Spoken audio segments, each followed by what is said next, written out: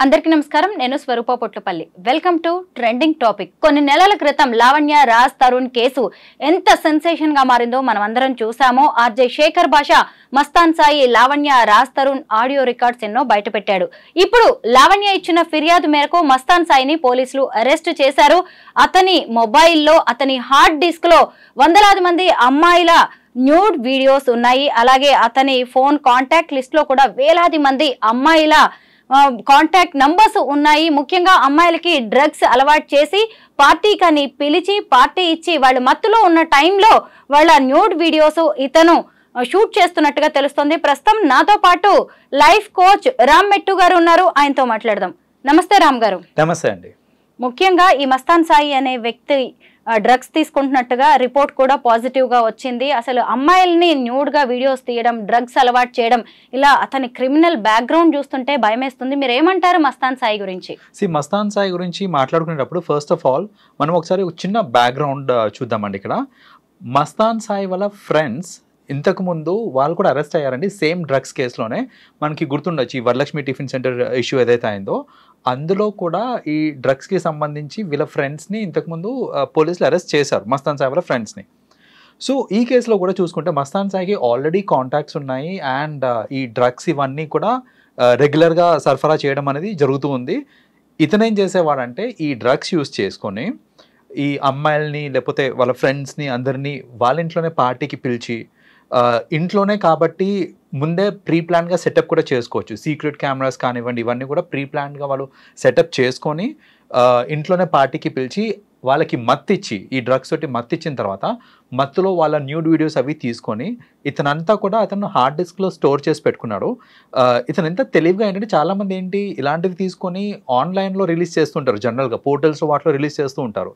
అలా చేసినప్పుడు ఏంటంటే సైబర్ క్రైమ్ అంటే సైబర్ ఒకవేళ మనము కంప్లైంట్ చేస్తే కనుక సైబర్ క్రైమ్ పోలీస్ ఈజీగా ట్రాక్ చేసేస్తారు ఎక్కడి నుంచి అప్లోడ్ అయింది ఎవరు అప్లోడ్ చేశారు అనేసి బట్ మస్తాన్ సాయి ఏంటంటే హార్డ్ డిస్క్లో స్టోర్ చేసుకున్నాడు ఇట్లా ఆన్లైన్లో కాకుండా హార్డ్ డిస్క్లో స్టోర్ చేసుకున్నాడు హార్డ్ డిస్క్లో స్టోర్ చేసుకొని వీటిని చూపించుకుంటూ వాళ్ళని బెదిరించి ఇంకా వాళ్ళతోటి వాళ్ళని రప్పించుకోవడము వాళ్ళతోటి వేరే వేరే యాక్టివిటీస్ చేయించుకోవడము ఇలాంటివన్నీ చేసేవాడు వాళ్ళకు కూడా ఏంటంటే ఇప్పుడు అమ్మాయిలకి కూడా ఏంటంటే వాళ్ళు ఎవరు చెప్పుకోలేని పరిస్థితి అది బికాస్ ఎవరికైనా చెప్పుకుందాము అంటే వీడియోస్ ఉన్నాయి లీక్ అవుతాయేమో పరువు పోతుందేమో ఇవన్నీ ఆలోచించి వాళ్ళు కూడా ఏంటంటే ఇంకో గతి లేక పిలిచిన ప్రతిసారి వెళ్ళటము వీళ్ళని యూజ్ చేసుకుంటూ వీళ్ళ ఫ్రెండ్స్ని పిలిపించుకోవడము ఇలాంటివన్నీ చేసి at the end of the day ఇప్పుడు మన లావణ్య వల్ల మనకి తెలిసింది దట్ తను వెళ్ళి ఈ హార్డ్ డిస్క్ పోలీస్ స్టేషన్లో ఇవ్వగానే అసలు అందులో హండ్రెడ్స్ ఆఫ్ వీడియోస్ ఉన్నాయి వేరే వేరే అమ్మాయిలు ఉన్నాయి ఇవన్నీ ఇప్పుడు బయటపడింది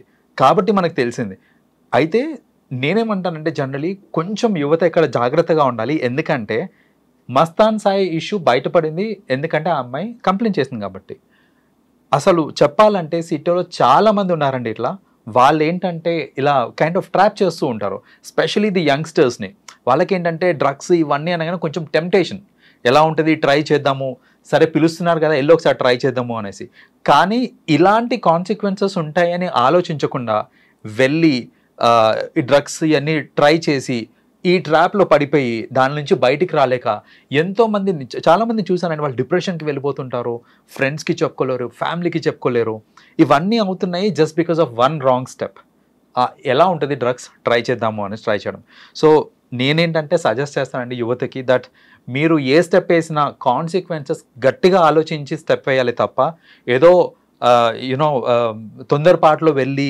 మనం ట్రై చేద్దాము ఎలా ఉంటుంది అవన్నీ ఆలోచించి అనవసరంగా ఈ ట్రాప్లో పడకండి నిజమే అసలు ఈ మస్తాన్ సాయి అనే వ్యక్తి ఎంత సైకోలా తయారయ్యాడు అంటే తను కనుక పిలిస్తే అమ్మాయిలు రాకపోతే నేను సూసైడ్ చేసుకుంటాను ఇదిగోండి ఉరి వేసుకుంటున్నాను అని చెప్పి సెల్ఫీ వీడియోస్ రికార్డ్ చేయడం వాళ్ళకి పంపించడం బెదిరించి అమ్మాయిల్ని రప్పించడం అంటే ఇలా కూడా అతను వాళ్ళని ట్రాప్ చేశాడు అవునండి ఇప్పుడు ఇది దేర్ ఆర్ వేరియస్ వేస్ అందులో ఇది ఒక టెక్నిక్ అతనిది అంటే ఇప్పుడు జనరల్గా ఏంటంటే నువ్వు రాకపోతే నేను ఈ వీడియో అందరికీ చెప్పేస్తాను లైక్ నువ్వు పబ్లిక్ చేస్తాను ఈ వీడియోని అని చెప్పడము లేకపోతే నువ్వు రాకపోతే నేను సూసైడ్ ఒక వీడియో కూడా వచ్చింది ఆల్రెడీ ఒక బయటికి నువ్వు రాకపోతే కనుక నేను చంపుకుంటాను అన్నట్టు ఒక వీడియో కూడా చేసుకున్నారు సో ఇలా బెదిరించి ఇప్పుడు అవతల వాళ్ళు ఏంటి సో నిజంగానే చచ్చిపోయాడేమో చచ్చిపోతే కనుక ఇప్పుడు నేను ఇరుకుతాను అనవసరంగా నేను ఇరుకుపోతాను ఇందులో అనే దీంతో వాళ్ళు వెళ్తారు తప్పక వెళ్తారు వెళ్ళాక మళ్ళీ యూటిలైజ్ చేసుకుంటాడు అతను ఈ ఆపర్చునిటీని. సో అలా ఇతను అందరినీ వేధిస్తూ ఉండేవాడు. ఈ అమ్మాయిని కూడా వేధించాడు, చెప్పాలంటే లావణ్యని కూడా వేధించాడు. బట్ అమ్మాయి ఏంటంటే కొంచెం తెలివి ఉపయోగించి సమ్హావ్ ఆ డిస్క్ని కొట్టేయడం వల్ల she is now in safe hands. And అసలు ఇదంతా బయటపడడానికి మూల కారణం అది. సో ఆ బ్రేవరీ చూపించినందుకు we should really appreciate her అండి. నిజంగా ఇంకొకటి ఏంటంటే ఈ డ్రగ్స్ కి బానిసలా అయిన వాళ్ళు ఎలా ఉంటారంటే చంపడానికైనా చావడానికైనా రెండిటికి సిద్ధంగా ఉంటారు. ఎందుకంటే ఫస్ట్ అసలు ఈ కేసు అంతా మొదలైంది Lavanya Raj Tarun live in relation కి సంబంధించి. అప్పుడు ఆర్జే శేఖర్ భాష బయటకు వచ్చేసి ఈమెకి మస్తాన్ సాయి అనే వ్యక్తితో కూడా కొన్ని డీలింగ్స్ ఉన్నాయి, ఫిజికల్ రిలేషన్ ఉంది, పెళ్లి చేసుకోవాలనుకున్నారు. అలాగే ఈమె డ్రగ్స్ కి బానిస, వీళ్ళిద్దరు కలిసి కూడా డ్రగ్స్ పెడ్లర్స్ గా పనిచేస్తున్నారు అని చెప్పి అప్పట్లో ఆర్జే శేఖర్ భాష బయటికి తీసుకొచ్చాడు. ఈ విషయాలన్నీ కూడా అందరికి మాక్సిమం ఐడియా ఉన్నాయి. అయితే ఆ తర్వాత ఈ హార్డ్ డిస్క్ ని లావణ్య కొట్టేసి పోలీసులకి ఇవ్వడంతో ఇదంతా బయటకు వచ్చింది. అయితే అప్పుడు ఆమె మీద కూడా అటాక్ జరిగింది. వాళ్ళ ఇంటికి వెళ్లి ఆమెను చంపడానికి కూడా ప్రయత్నించాడు అని చెప్పి లావణ్య పోలీసులకి కంప్లైంట్ ఇచ్చింది. సో ఈ డ్రగ్స్ తీసుకునే వాళ్ళు ఏంటంటే జనరల్ గా వాళ్ళ మెంటల్ స్టేట్ అలా ఉంటుందండి. ఏంటంటే దేనికి తెగించరు, ఆలోచించరు, ముందు వెనక ఆలోచించరు, ఆలోచించే అంత స్తోమత శక్తి కూడా ఉండదు ఆ టైంకి. చెప్పాలంటే వాళ్ళు జోన్డ్ అవుట్ అయి ఉంటారండి. దాంట్లో ఏంటంటే when they are zoned out అసలు వాళ్ళు ఏం చేస్తున్నారో వాళ్ళకి తెలియదు. అలాంటి టైంలో ఏంటంటే వాళ్ళు తీసుకునే డిసిషన్స్ అన్నీ ఇలా ఎక్స్ట్రీమ్ డిసిషన్స్ ఉంటాయి. ఏంటి ఇప్పుడు నిజంగానే నేను ఎవరైనా కొట్టాలి అని అంటే భయపడతాను, నాకు పోలీస్ కేసు అవుతుందేమో ఏంటి అనేసి. But when I'm influence by drugs, నేను డ్రగ్స్ తోటి ఇన్ఫ్లుయెన్స్ అయి ఉన్నప్పుడు ఏంటంటే అసలు నేను ఈ థాట్స్ అని రావు నాకు. నేను వాడిని చంపాలంటే పోయి చంపేస్తాను, నేను వాడిని కొట్టాలంటే పోయి కొట్టేస్తాను నేను. So at the same time అదే జోన్ అవుట్ అయి ఉన్న స్టేట్లో ఉన్నప్పుడు ఏంటంటే ఈ సెక్షువల్ ఫీలింగ్స్ ఇవన్నీ కూడా ఒక హైలో ఉన్నప్పుడు ఏంటంటే మనం ఆలోచించం లైక్ ఫ్యూచర్ అసలు నిజంగా ఇప్పుడు నేను వాళ్ళతో సెక్స్ చేస్తే ఇది ఫ్యూచర్లో నాకు ఇబ్బంది అవుతుందా లేదా ఇవన్నీ ఆలోచించం. ఆ జోన్డ్ అవుట్ మోడ్లో ఉన్నప్పుడు ఏంటంటే బ్రెయిన్ ఏం చెప్తే అది చేసేస్తూ ఉంటాము, కానీ we don't really think about consequences. ఇతని కేసులో కూడా అంతేనండి. దీనికి అలవాటు అయిపోయి నాకు రేపు పొద్దున ఫ్యూచర్లో నేను దొరికితే నా పరిస్థితి ఏంటి అని ఆలోచించకుండా చేయటానికే ఇదంతా కారణం అండి. కరెక్టే. ఎంతకీ ఎదుటి వాళ్ళని ట్రాప్ చేయడానికో బ్లాక్ మెయిల్ చేయడానికో అతను అవన్నీ పెట్టుకున్నాడు, కానీ రేపు తనని అరెస్ట్ చేయడానికి ఇవన్నీ ప్రూఫ్స్ అవుతాయని ఊహించలేదు. ఇలా చాలా మంది చేస్తూ ఉంటారు. వాళ్ళకి ఏం చెప్తారు మీరు? ఒకటేనండి, ఏంటంటే చేసే వాళ్ళు ఏమనుకుంటారంటే నేను చాలా ఇంటెలిజెంట్, నేను దొరకను, అంత సీన్ లేదు, అంటే నేను అన్ని పకడ్బందీగా చేస్తున్నాను అనుకుంటారే. కానీ ఫ్రాంక్లీ స్పీకింగ్ మన పోలీస్ సిస్టమ్, మన గవర్నమెంట్ సిస్టమ్ ఇదంతా చాలా షార్ప్ అండి. వాళ్ళు పట్టుకోవాలంటే ఎలాగైనా పట్టుకుంటారు. అండ్ నిజంగానే ఎవరన్నా బ్రేవ్గా ఉన్నారనుకోండి, మనం భయపడుతున్నంత కాలం వీళ్ళ ఆటలు సాగుతూ ఉంటాయి. భయపడకుండా అంటే నా ఇమేజ్ ఏమవుతుంది, సపోజ్ ఇప్పుడు నాకే ఒక థ్రెటనింగ్ కాల్ వచ్చింది, నేనే అలాంటి సిచ్యువేషన్లో ఇరుక్కున్నాను అనుకోండి, నేను భయపడి వాళ్ళు చెప్పింది చేసేదానికంటే భయపడకుండా ధైర్యంగా నేను కనుక రివోల్ట్ అవుతున్నాను అనుకోండి, ఇట్లాంటి వాళ్ళందరూ చాలామంది బయటపడుతూ ఉంటారు. అండ్ ఫ్యూచర్లో ఎవరైనా ఇలాంటి పనులు చేయాలంటే ఆలోచిస్తారు, ఇంతమంది బయటపడుతున్నారంటే it is not so safe to do this అనేసి. సో నేను ఒకటే చెప్తానండి, ఎవరన్నా సరే భయపడకండి, మీకు మంచే జరుగుతుంది, మీకు ప్రొటెక్షన్ వస్తుంది ఫ్రమ్ ది అఫీషియల్స్. సో మనం బాధపడాల్సింది భయపడాల్సిన అవసరమే లేదు ఇక్కడ. ఇలాంటి ఇష్యూస్ ఏదున్నా సరే బయటికి రండి, మాట్లాడండి, ఎదిరించండి. కానీ భయపడి కుంగిపోయి లేకపోతే యూనో కొందరు ఏంటంటే దీనివల్ల డిప్రెషన్కి వెళ్ళడం ఇలాంటివి అవుతూ ఉంటాయి. అవన్నీ కాకుండా చూసుకోవాలి. మన చుట్టూ ఇంత జరుగుతోంది అనే విషయం ఈ Lavanya Raj Tarun live in relationship తర్వాత నన్ను పెళ్లి చేసుకుంటాను, తన భార్యనని చెప్పి నన్ను మోసం చేశాడు, వేరే అమ్మాయితో ఉంటున్నాడు అని లావణ్య కేసు పెట్టడంతో ఇవన్నీ బయటకు వచ్చాయి. అసలు నిజంగా ఒకవేళ లావణ్య రాజ్ తరుణ్ ప్రేమించుకున్న పెళ్లి చేసుకుని ఉంటే అయిపోయేది. కానీ లివ్ ఇన్ రిలేషన్ అంటూ ఆమె వేరు వ్యక్తులతో అఫైర్స్ పెట్టుకుంది, అందులో మస్తాన్ సాయి ఉన్నాడు, చింటూ ఉన్నాడు అని ఆర్జే శేఖర్ భాష ఇవన్నీ బయట పెట్టడంతో బయటకు వచ్చాయి. అసలు ఈ రోజుల్లో యువత పెళ్లి అంటే అదో పెద్ద గుదిబండ అయిపోతుంది, లివ్ ఇన్ రిలేషన్ అయితే మనం ఎప్పుడంటే అప్పుడు కలిసి ఉండొచ్చు, విడిపోవచ్చు అనే ఒక రాంగ్ ఇంటెన్షన్ తోటి ఈ రిలేషన్స్ కి వెళ్తున్నారు. వీటి మీద మీ అభిప్రాయం ఏంటి? లివ్ ఇన్ రిలేషన్షిప్స్ ఈ మధ్య చాలా కామన్ అయిపోయినాయండి. ఇది కామన్ అవడానికి వేరియస్ రీజన్స్ ఉన్నాయి. ఒకటేంటంటే the independence, new found independence. ఇంతకుముందు ఏంటంటే అంత ఇండిపెండెన్స్ ఈ యువతలో ఉండేది కాదు. లైక్ పేరెంట్స్ తోటి ఉండేవాళ్ళు. అండ్ ఈ మధ్యన ఏంటంటే ఇప్పుడు చదువుకోవడానికి లేకపోతే ఎంప్లాయ్మెంట్ కోసం అనేసి డిఫరెంట్ సిటీస్కి మూవ్ అవటము, అంటే ఇంట్లోంచి బయటికి వెళ్ళటము. ఇంట్లోంచి బయటికి వెళ్ళి నేను వేరే సిటీలో ఉంటున్నాను అని అంటే మోస్ట్ ఆఫెన్ పేరెంట్స్ కూడా చాలామందిని చూస్తానండి, they don't even visit. Like వచ్చారు, అసలు ఎక్కడ ఉంటున్నారు ఏంటి ఎలా ఉంటున్నారు విజిట్ చేద్దామని కూడా లేకుండా ఉంటారు. ఇలాంటి కేసెస్లో ఏంటంటే ఈ లివ్ ఇన్ రిలేషన్షిప్స్ మనకి చాలా there are many places like Madhapur కానివ్వండి, అట్ సైడ్ హైటెక్ సిటీ సైడ్ చూసుకుంటే కనుక మోస్ట్ ఆఫ్ ది అపార్ట్మెంట్స్లో అందరూ లివ్ ఇన్లోనే ఉంటారు అక్కడ.